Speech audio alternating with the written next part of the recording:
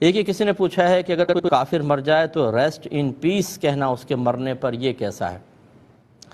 دیکھیں یہ شرعاً جائز نہیں ہے، کیونکہ اس کا مطلب کیا ہوتا ہے، یہ اگر آپ انٹرنیٹ پہ چیک کریں کہ said to express the hope that someone's spirit has found peace after death, یعنی اس وقت کہا جاتا ہے کہ جب ہمیں یہ امید ہوتی ہے کہ اللہ تبارک و تعالیٰ اس کی روح کو سکون عطا فرمائے گا، جبکہ کافر کی روح کو مرنے کے بعد سکون نہیں ملے گا، یہ نص قطعی سے ثابت ہے۔ جیسے کہ اللہ تبارک و تعالیٰ نے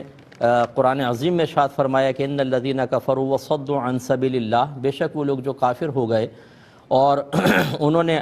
لوگوں کو دین کے راستے سے روکا،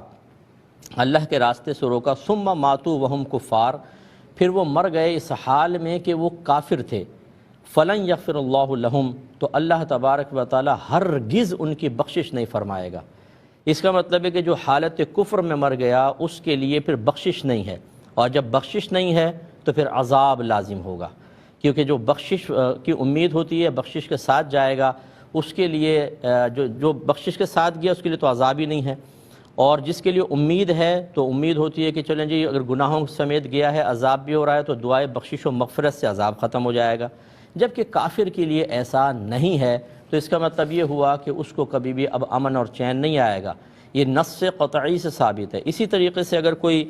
مسلمان تھا اور پھر وہ دائرہ اسلام سے باہر نکل گیا، اس نے کفر اختیار کر لیا، اس کو مرتد کہتے ہیں۔ اس کے بارے میں اللہ تعالیٰ نے فرمایا کہ وَمَن يَرْتَدِدْ مِنْكُمْ عَنْ دِينِهِ، کہ جو تم میں سے اپنے دین سے پھر جائے، فَيَمُتْ وَهُوَ كَافِرٌ،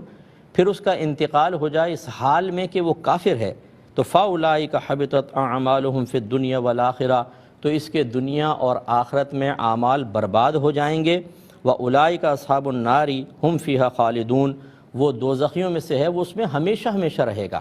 اس کا مطلب یہ ہوا کہ جو کفر کی حالت میں مر گیا وہ کبھی بھی اس کو پیس امن تو حاصل ہو ہی نہیں سکتا ہے، کوئی حالت ارتداد کے اندر مر گیا ہمیشہ ہمیشہ جہنم میں جائے گا، اس کے لیے بھی بخشش و مغفرت نہیں، یہ نصوص قطعیہ سے ثابت ہوا۔ اب اگر کوئی دعا کرتا ہے امن کی، سکون کی یا مغفرت کی، اس کا مطلب یہ ہے کہ اسے ان آیات پر یقین نہیں ہے، ان آیات پر بھروسہ نہیں ہے جو اللہ تعالیٰ نے بیان فرمایا، گویا کہ ان کے مضامین کے بارے میں وہ شک میں مبتلا ہے کہ نہیں ایسے ہو گیا پھر بھی اللہ تعالیٰ بخشش فرما سکتا ہے، تو اس کا مطلب ہے کہ اس نے اللہ تعالیٰ کے کلام میں شک کیا، اور جو قرآن کی کسی نص قطعی میں خاص طور پہ شک و شبہ کرتا ہے وہ دائرہ اسلام سے خارج ہو جاتا ہے۔ خلاصہ کلام یہ ہے کہ اگر کسی نے کسی کافر کے مرنے پر اس طرح دعائیہ کلمات کہے ہوں تو اسے احتیاطاً تجدید ایمان اور تجدید نکاح کرنا لازم ہے، اور ہمیشہ یاد رکھیں کہ ان چیزوں کا تعلق دین سے ہے۔ ایسا نہیں ہے کہ ہم اپنی عقل کا استعمال کرتے ہوئے یہ کہیں کہ آج فلاں شخص تھا بڑا رحم دل تھا، بہت انسانیت کی خدمت کرتا تھا، غریبوں کے ساتھ بہت اچھا سلوک کرتا تھا اور بلا امتیاز کرتا تھا، کافر ہو کے مر گیا لیکن اچھے کام بھی تو کیے، چلو اس کے لیے دعا کر دیں۔ اللہ تبارک و تعالیٰ نے مطلقاً آخرت کی نجات اور بخشش کا دار و مدار ایمان پر رکھا ہے۔ دنیا میں اگر کوئی اچھے کام کر جاتا ہے اللہ تعالیٰ اس کو دنیا میں اس کا انعام دے دے گا، آخرت میں اس کے لیے کچھ بھی نہیں ہے، وہ انعام چاہے شہرت کے لیے ہو، شہرت کے طور پر ہو، آسانی کی شکل میں ہو۔ ہاں یہ بھی پاسبل ہے کہ اللہ تعالیٰ بعض اوقات کسی کافر کے اچھے عمل کا ظاہری وسیلے کی بنا پر اسے دولت ایمان سے مالا مال کر دے، اب وہ کافر رہا نہیں، وہ مسلمان ہو گیا، لیکن جو حالت کفر میں مرا تو پھر اس کے لیے نہ دعا جائز ہے، نہ اس کے بارے میں دل کے کہیں گوشے میں یہ شبہ بھی پیدا ہو کہ شاید اس کی بخشش ہو جائے، شاید اللہ تعالیٰ اس کی مغفرت کر دے، نہیں، بالکل اس کے لیے دعا نہیں کر سکتے ہیں، وہ ہمیشہ ہمیشہ جہنم میں رہے گا۔ ایک کالر ہے